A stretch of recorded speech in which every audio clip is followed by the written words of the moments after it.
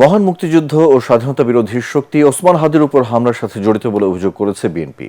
রাজধানীতে বিক্ষোভ সমাবেশে দলের নীতি নির্ধারকরা বলেন, নির্বাচন বানচালের অংশ হিসেবে হত্যার উদ্দেশ্যে পরিকল্পিতভাবে এই হামলা করা হয়েছে। আইন শৃঙ্খলা নিয়ন্ত্রণে সরকারকে আরও কঠোর হওয়ার আহ্বান জানান বিএনপি নেতারা। পরে বিক্ষোভ মিছিল থেকে হাদির উপর হামলাকারীদের গ্রেপ্তার ও বিচার দাবি করা হয়। রিপোর্ট করছেন মনিরুল হাসান।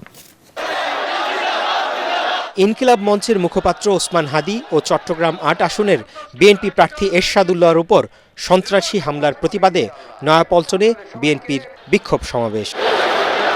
বিএনপি ঢাকা মহানগর দক্ষিণের বিভিন্ন থানা ওয়ার্ড থেকে নেতাকর্মীরা এতে যোগ দেন। সংক্ষিপ্ত সমাবেশে সিনিয়র নেতারা বলেন, হাদির উপর হামলা করে এর দায় বিএনপির উপর চাপাতে চাইছে স্বাধীনতা বিরোধী শক্তি।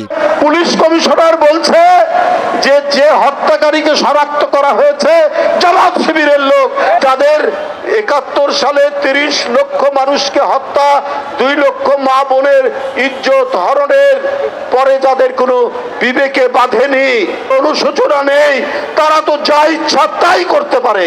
এই আঘাত হাদির উপরে নয়, এই আঘাত বাংলাদেশের মানুষের গণতান্ত্রিক অধিকারের উপরে, এই আঘাত বাংলাদেশের সার্বভৌমত্বের উপরে।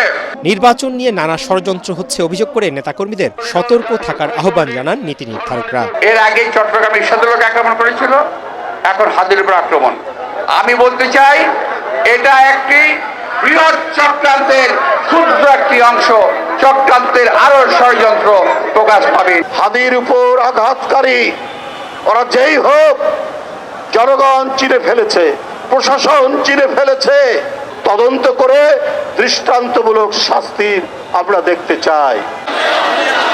পরে নয়াপল্টন থেকে বের হয় বিক্ষোভ মিছিল থেকে হাদির উপর হামলাকারীদের আইনের আওতায় এনে বিচার দাবি করা হয়।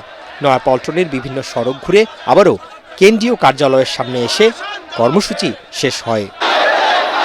মনিরুল হাসান, এটিএন বাংলা, ঢাকা।